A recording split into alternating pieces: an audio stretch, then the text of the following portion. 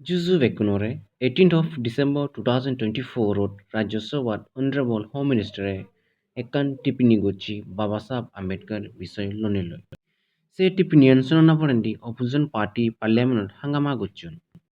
Se isuan loneloi IANS News Channel Topetun interview Lolaki Sardio Prepalbandetun Ezo Se Salen. जी गुरुजी, सदन में देश के गृह मंत्री बाबा साहेब अम्बेडकर पे टिप्पणी की हैं, उस पर पूरे विपक्ष में हंगामा चल रहा है। ये आप लोग बुद्धिस्ट हैं, सिख बुद्ध भिक्षु हैं, क्या आपके नज़रिए से ऐसा है? पहले तो ये शुक्रिया कि आप इस विषय पर थोड़ा सा मेरे साथ भी बाइक ले रहे हैं, इसलिए धन्यवाद आपका। दूसरा ये है कि मुझे लगता है हमारे जो माननीय सांसदगण अलग अलग प्रांतों से, अलग अलग प्रदेशों से जो आते हैं लोकसभा में या राज्यसभाओं में, तो उस विषय पर ज़्यादा चर्चाएं होना चाहिए कि हमारा देश से गरीबी मुक्त कैसे होगा।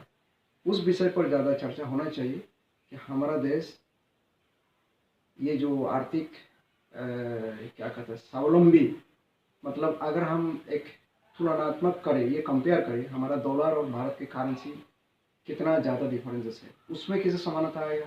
हमारा जो यूरोपियन यूनियन का जो यूरो है, उससे हमारा भारत का करेंसी और ज़्यादा कैसे आगे बढ़ेंगे, उस पर ज़्यादा चर्चा होना चाहिए, ना कि कुछ और विषय पर जिसमें हमारा भारत गरीबी मुक्त नहीं हो रहे, जिसमें हमारा भारत अज्ञान मुक्त नहीं हो रहे, जिसमें हमारा भारत क्या कहते हैं अंधविश्वास से मुक्त नहीं हो रहे, या अंधकार से आलो की तरफ हमारा देश भारत नहीं आ रहा।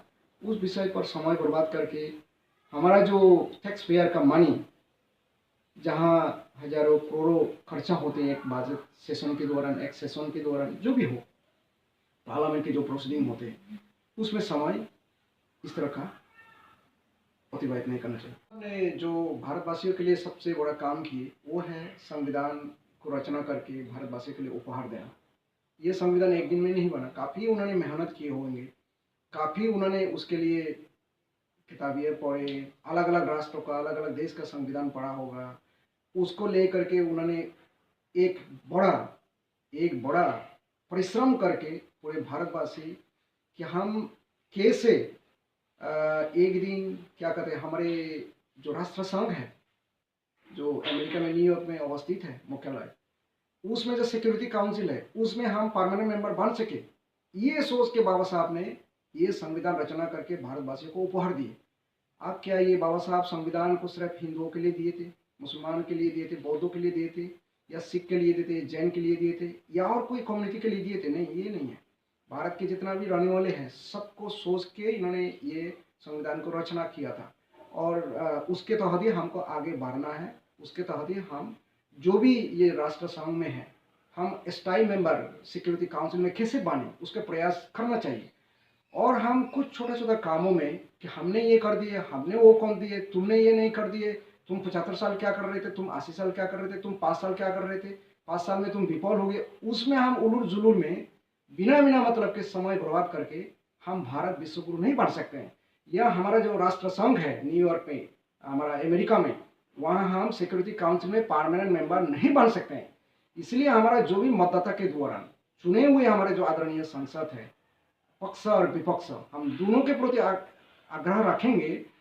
हम बिना मतलब के जिस विवाद में संसद के अंदर में हो या संसद के बाहर में हो, समय बर्बाद कम करके हम भारत को कैसे गरीबी मुक्त करें, भारत को कैसे अशिक्षा से मुक्त करें, भारत को कैसे एक स्वावलंबी राष्ट्र, जिसको कहते हैं आर्थिक रूप से हम कमजोर नहीं है, हम यूरो से हमारा जो विषमताई है, असमताई है, हमारा करेंसी काफ़ी नीचे है, अमेरिकन का जो डॉलर है काफ़ी नीचे है, उससे हम आगे कैसे बढ़े, उसमें ज़्यादा ध्यान, उसमें ज़्यादा प्रयास हमको करना चाहिए। गुरुजी, प्रधानमंत्री डॉक्टर अम्बेडकर इंटरनेशनल सेंटर को राष्ट्र को समर्पित करने का काम किया है, ये कदम कैसा है उनके द्वारा? ठीक है, हम कहते हैं कि अलग अलग सरकारें हमारा केंद्रीय लेवल पर रहते हैं, राज्य सरकारें में रहते हैं, कुछ सरकारों ने ये काम किए, कुछ सरकारों ने वो काम किए बाबा साहब के नाम से। तो मैं इसमें मेरा ज़्यादा क्या कहते हैं उसमें कमियां निकालना या उसके ज़्यादा बढ़ावा देने का मैं उसमें विश्वास नहीं रखता हूँ।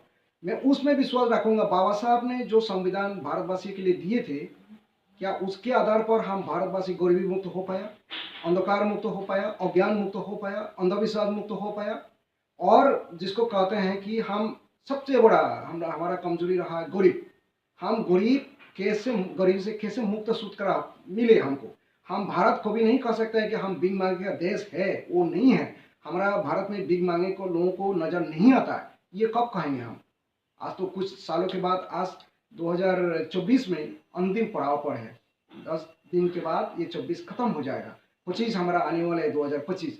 क्या 2025 में भी हम वही रास्ता में कोई भीख मांग रहा है और कुछ है जिसके पास कपड़ा नहीं है, जिसके पास खाने के ठिकाना नहीं है? क्या उसी देश में हम रहने के लिए हम रखते हैं? और इस तरह का विवादों में हम पूरा जो हमारा अटेंशन उसी में हम देना चाहते हैं? गुरु जी, प्रधानमंत्री जी ने डॉक्टर अंबेडकर के जीवन से जुड़े महत्वपूर्ण स्थलों को तीर्थ स्थल के रूप में विकसित करने का भी ऐलान किया है। ठीक है। बाबा साहब को विचार को अगर हमारे आदरणीय प्रधानमंत्री मानते हैं, हमारे राष्ट्रपति आदरणीय महामहिम राष्ट्रपति जी मानती है, या हमारे राज्यपाल आदरणीय अलग अलग राज्यों के राज्यपाल लोग मानते हैं, या हमारे आदरणीय मुख्यमंत्री लोग मानते हैं, बहुत अच्छा है। लेकिन प्रश्न आता है, जिसके लिए भारतवासियों के लिए बाबा साहब ने जो संविधान दिए थे, उस संविधान के दौरान क्या हम भारतवासियों को गरीबी मुक्त कर पाया?